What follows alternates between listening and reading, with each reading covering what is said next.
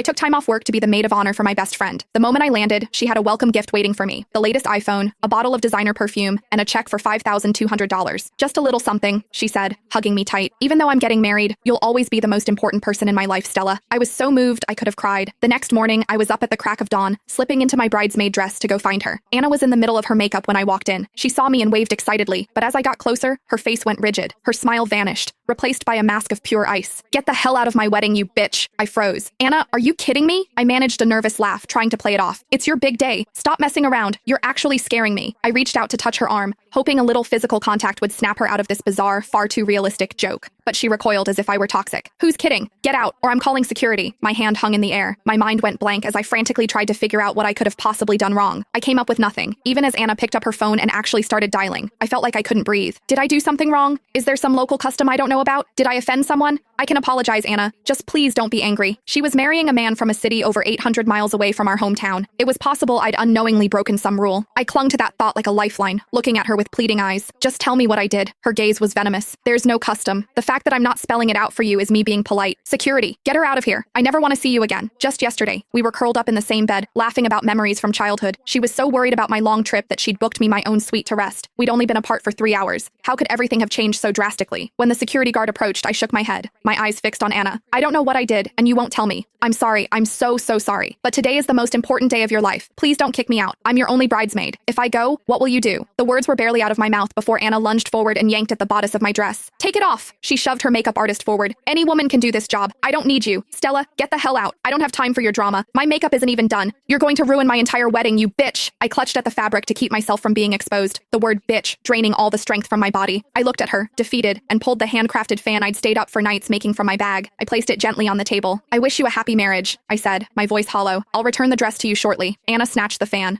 For a fleeting second, I thought it was a sign of a truce. "I worked on that for so long," I said quickly. "I even burned my fingers. It's just the style you love." The next second, she smashed it on the floor right in front of me, the delicate frame splintering into pieces. She pointed a trembling finger at the door. "Get out." Back in my room, I took off the dress and sent Anna a text. "I'm still at the hotel. If you need anything, just call me." A red exclamation mark appeared. The message failed to send. She had blocked me. I fell onto the bed, utterly defeated, the why screaming in my mind. But the only answer that came was a knock on the door. It was security, sent by Anna to escort me off the premises. I dragged my luggage through the lobby, past the large, smiling photo of the happy couple, and stood shivering in the cold wind. I had to know. Even if it was the end, I deserved to know why. I called the groom. The phone connected. The man who had been nothing but polite and charming to me before suddenly spat venom. "You have the nerve to call me? Anna has the worst luck, having a slut like you for a friend. Get lost." That one word, slut, was like a key. A terrible, sickening idea began to form in my mind. Dodging security, I went back to Anna's suite, carrying the welcome gift she had given me. I found her glaring at me with undisguised